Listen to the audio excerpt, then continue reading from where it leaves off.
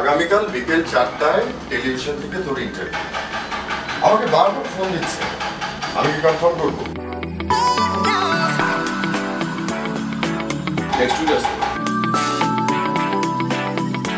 তোকে দেখে তো মনে হচ্ছে তুই কোথাও যাচ্ছিস।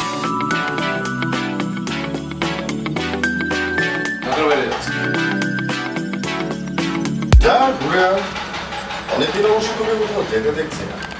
প্লেনের টিকিট কাটা হয়েছে? না, এবার ভাবছি ট্রেনে যাব। তাহলে যাচ্ছিস কোথায়? যাচ্ছি কোথায়? শহর ছেড়ে, মানে শহরের কোলাহল ছেড়ে অনেক দূরে। সেটা কতদিনের জন্য যাচ্ছিস? কতদিনের জন্য যাচ্ছি ঠিক জানি না। আলহামদুলিল্লাহ, কাগজ দ্য পেপার এটার শুটিংটা আজকেই আমরা শুরু করলাম। আমরা এই যে লাস্ট যে লকডাউন হলো 2 মাস আগে আমি এবং জুলফিকার জাহিদি ভাই আমাকে একটা গল্প শোনালো, এবং গল্পটা শোনানোর পর বললো যে এটা একটা ফেস্টিভ্যালের জন্য বানাবে, কিন্তু একটা রাইটারের উপর গল্প, এবং মানে নর্মালি যে রাইটারের উপর গল্প একজন রাইটার আমি বিখ্যাত লেখক ঠিক সেটা না। এই রাইটারটা এমন একটা রাইটার যে নাকি তার বাস্তব জীবন থেকে ও সেটা বাস্তব জীবনে অ্যাপ্লাই করে সেটার উপর লিখে, তো সেই রকম একটা গল্প। তো ওনার গল্প বলার ধরনটা আমার কাছে খুব ভালো লেগেছে। ওনার সাথে আমার মেন্টালিটি অ্যাডজাস্ট করেছে, ওনার ভাবনা আমার ভাবনা যখন একসাথে হয়েছে তখনই আসলে ছবিটা করতে আমি সম্মত হই। আর রিসেন্টলি মানে আমি পাসওয়ার্ড ছবির পরে অ্যাক্টিং বেসড যে কাজটা করেছিলাম সেটার পরে আমি আসলে আমার নিজেকে অনেক চেঞ্জ করে দেখছি যে আসলে অ্যাক্টিং বেস কাজগুলো এখন বেশি করতে চাই। আমি অ্যাক্টিংয়ে এখন বেশি অনেক ফোকাসড হয়েছি। তো জয়দীপের গল্পটা শুনেই আমি একদম রাজি হয়ে গেছি। তো তারপরে আজকে থেকে শুটিং শুরু হলো। সব কিছু মিলিয়ে আমি বলবো যে গল্পটা অসাধারণ এবং বড় পরিসরে কাজটা হচ্ছে। কান ফেস্টিভ্যালের জন্য বেসিক্যালি এটা বানানোর প্রক্রিয়া চলছে।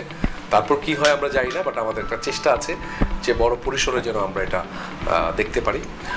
এই হচ্ছে অবস্থা। এবং আমরা আজকে ঢাকার একটা পত্রিকা অফিসে শুটিং করেছি। তারপর আজকে আমরা প্রিয়াঙ্কা হাউসে আমার বাসার কাজ চলছে। তারপর আমরা রাজশাহীতে যাব ট্রেনে করে, পুরনো জমিদার বাড়ি এবং বিভিন্ন আরও ইন্টারেস্টিং ভালো ভালো লোকেশনগুলোতে আসলে এটার কাজ করতে হবে আসলে আলটিমেটলি। আমার মনে হয় যে প্রত্যেকটা মানুষই লিখতে পারে। লেখক হয় যিনি বই লিখেন, যার বই 21শে বইমেলায় বের হয় তিনি অনেক বড় লেখক। আমাদের দেশে অনেক বড় বড় লেখক আছেন, কিন্তু আমার মনে হয় বাস্তব জীবনে প্রত্যেকটা মানুষই কিছু না কিছু তার ডায়েরিতে লিখে। সো লেখালেখির অভ্যাসটা অন্য অনেকের মতো আমারও আছে। আমারও অনেক স্বপ্নের কথা, অনেক কষ্টের কথা, হাসি কান্নার কথা আমি ডায়েরিতে লিখে রাখি। তো একজন লেখকের চিন্তাভাবনার জন্য, প্রকাশের জন্য আমাদের দেশে অনেক আইডল আছেন বলতে পারি। শ্রদ্ধেয় হুমায়ুন আহমেদ স্যার, আরও অনেক বড় বড় লেখক আছেন। তাদের গল্প শুনে তাদের চিন্তাভাবনা নিয়ে এগিয়েছি। কিন্তু আমার এই গল্পের প্লটটা আসলে কোনো বিখ্যাত গল্পের রাইটার ঠিক না, যে নাকি বাস্তব জীবন থেকে আমার ক্যারেক্টারটা যদি বলি যে লেখক বাস্তব জীবনে, ধরেন আমি এখন একটা কলা খাচ্ছি, কলাটা খাওয়ার যে টেস্ট সেটা আমি লিখছি। আমি একটা এক্সাম্পল দিলাম। বাস্তব জীবন থেকে প্রত্যেকটা ঘটনা ঘটিয়ে উনি আসলে তার লিখনি লিখে। এটার মধ্যে প্রেম আছে, ভালোবাসা আছে, ট্র্যাজেডি আছে।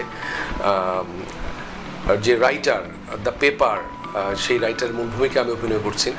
তো এটা আমার জন্য অবশ্যই চ্যালেঞ্জিং, কিন্তু অভিনয়টাকে যেহেতু ভালোবাসি সেই জন্য চ্যালেঞ্জটাকে নিতেও প্রস্তুত আমি।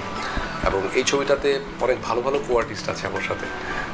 সেলিম ভাই, শহীদুজ্জামান সেলিম ভাই উনি আছেন। নায়িকা হিসেবে আসলে জুলফিকার জাহিদি ভাই যেটা বলেছে যে ঠিক আইরিনের সাথেই যায়, চোখগুলো বা ক্যারেক্টারিস্টিক্সটা আইরিনের সাথে যায়, এই জন্য আইরিনকে নেওয়া হয়েছে। এবং অন্যান্য যে ইম্পর্টেন্ট যে ক্যারেক্টারগুলো ঠিক চরিত্র অনুযায়ী নেওয়া হয়েছে। তো সেই জন্য বলছি যে আমরা সবাই মিলে হয়তো বা এটা একটা ভালো জায়গায় নিয়ে যেতে পারবো ইনশাআল্লাহ।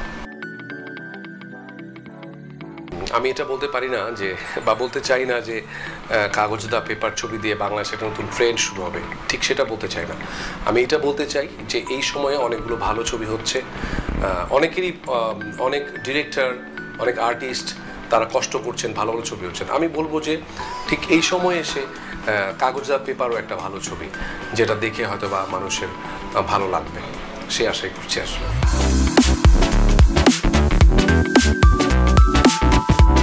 শাহিন সুমন ভাই আসলে একদম হার্টের মানুষ, মাই ডিয়ার।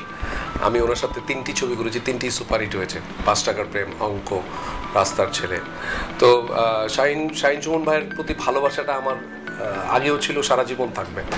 তো মাফিয়া করতে এসে একদম ভিতরে মিশেছে ওনার সাথে। উনি আসলে আগাগোড়াই একজন ভালো মানুষ, অনেক মাস্তি করতে পছন্দ করেন, সবাইকে নিয়ে থাকতে পছন্দ করেন, এমন একজন মানুষ। উনি একা থাকতে চান না, সবাই ভালো চায়, সেটাই। তো সম্প্রতি শাপলা মাল্টিমিডিয়া অনেকগুলো ভালো ভালো ছবি করছেন, এবং শাহিন ভাই সেখানে আমার মনে হয় যে বাংলাদেশের ইতিহাসে এই মুহূর্তে সবচেয়ে বিগ বাজেট এবং বিগ কাস্টিং আর্টিস্টরা কাজ করছে। এখানে মিশা সওদাগর ভাই আছেন, জাহিদ হাসান ভাই আছেন, মিলন ভাই আছেন, শ্যামল মাওলা আছেন, অর্ষা আছে, এরকম আরও অজস্র ভালো ভালো শিল্পী আছেন নাটকের। এবং আমি যদি ফিল্মের কথা বলি তাহলে এখানে আমার সাথে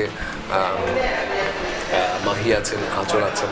তো আমার মনে হয় যে এত বিগ বাজেটের অ্যারেঞ্জমেন্টে এরকম একটা কাজ আমি সত্যিই লাকি। তাছাড়া Akbar, once upon time in Dhaka, Saikat নাসিরের সেই কাজটি শুরু হবে খুব শীঘ্রই। তারপর অঞ্জনের যে 3টি ছবি, কানামাছি, আগামীকাল এবং আবার, এই 3টি ছবির শুটিং শেষ। কানামাছির অল্প একটু কাজ বাকি আছে। তারপর সাদেক সিদ্দিকী ভাইয়ের একটা কাজ শেষ করে ফেলেছি। সব মিলিয়ে আমি বলবো যে সামনের যে ছবিগুলো আছে বা সামনে যেগুলো কথা চলছে সেগুলো সবগুলোই ভালো ছবি। তো আশা করছি বাংলাদেশের হলগুলো যদি ঠিকঠাক মতো খুলে যায় তাহলে দর্শকরা অতি শীঘ্রই সেই ছবিগুলো দেখতে পারবে ইনশাআল্লাহ।